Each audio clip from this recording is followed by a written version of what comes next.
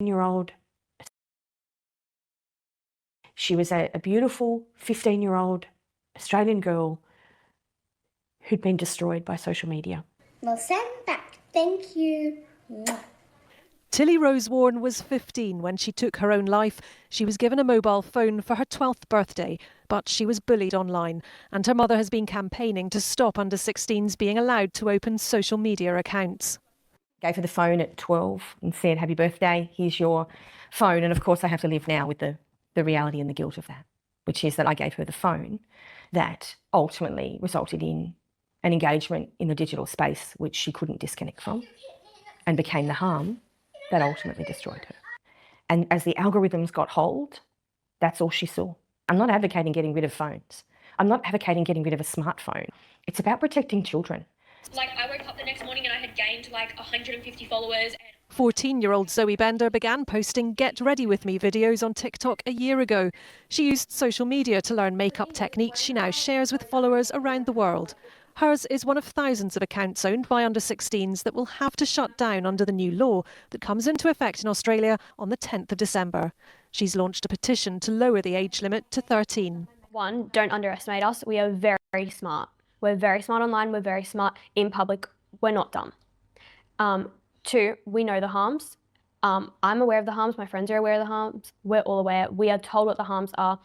We've grown up with social media. We know how to be safe on it. We know what the right thing to do on it is, and we know what we're doing. And so that's really underestimated about us. Even though I don't think social media should be banned in general, I think that a blanket ban is not a good idea. I want to try and work with the government to be like, if you really want to ban social media, maybe lower it and keep the people that are already on social media on it, and don't let anyone else on it until they are 13. And while the ban might mean spending more time with her family, her mum doesn't think removing children from social media is the solution. If kids want to bully each other, it's going to happen with or without social media. I know that for Zoe, actually, her mental health started to improve when she found TikTok, because she was really struggling at school and in that school environment throughout year 7 and year 8.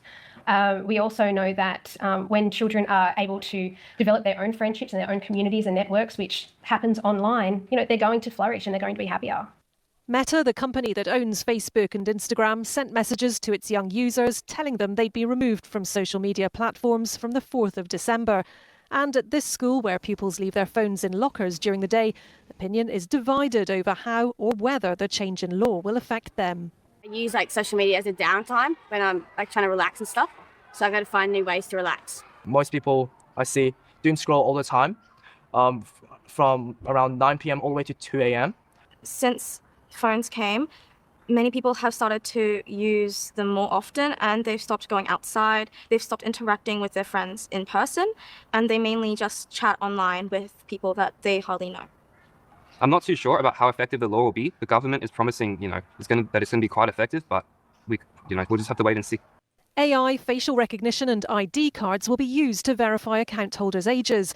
But there are questions over whether big tech companies can be trusted to keep personal details safe. The more data that goes into it to verify and validate an identity of somebody who is or is not of age creates a larger data set, which makes it a better target, which means more action has to be taken to protect it. And we've seen time and time again that many businesses are not capable of taking the appropriate risk management approaches to address the risk that these data sets contain. And with other countries contemplating a similar ban, what happens in Australia will be watched closely by the rest of the world. Makeup's all done, hair's all done, I'm all ready. Martha Fairley, ITV News. Social media ban getting a head start. Live 2 political reporter Tim Lester in Canberra. Hello, Tim. An early test of the ban from tomorrow. Yes, and children who are used to social media accounts are going to get their first taste of what this is like progressively from tomorrow. Though the Minister in a speech today at pains to prepare parents, next week things really could get ugly. Teenage addiction was not a bug, it was a design feature. And on 10 December, there are going to be withdrawal symptoms. In fact, withdrawal from 10 social media platforms Minister Wells likens to dopamine drips could start from tomorrow. Tech giant Meta has warned Instagram, Facebook and Threads users the first accounts believed to be held by under-16s in Australia will begin disappearing on December 4th, as it looks to remove at least 500,000 accounts by next Wednesday, the 10th. If a child has a social media account on 10 December, then that platform is breaking the law. Under this government and this failed communications minister, I have no confidence in this working. As a world first, Australia's ban has ballooned into a high-stakes test of the Albanese government, and already the minister is hosing down a related controversy. October's Optus 000 outage delayed Minister Wells' planned US trip to promote the social media measures. Flights for her and a staffer finished up costing more than $70,000. Another $70,000 spent on a New York event to promote the ban. It was incredibly important. That event fueled a global momentum in this space. We've got a part-time communications minister, but a full-time frequent flyer.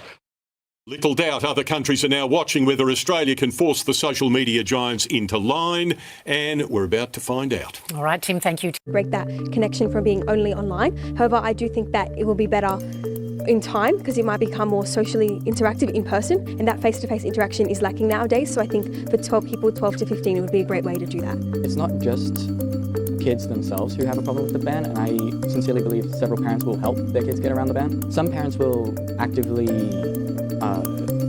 use their own ID or use their own face to prove that the account is owned by an adult when rather it's actually owned by the child.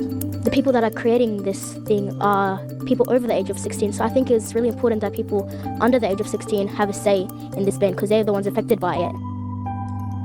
Media for children under the age of 16. That includes Snapchat, TikTok, Instagram, and it's supposed to protect their mental health. We've got your back is our message to Australian parents. But there's a reason we've travelled outside the city, 2 hours outside of Melbourne, to this rural town, because some psychologists say actually this ban could isolate a generation of children. So let's see what they think about it. I reckon it's unfair. Yeah? Tell me why. Because I don't see my friends much because they don't really come down as a way for me to talk to them.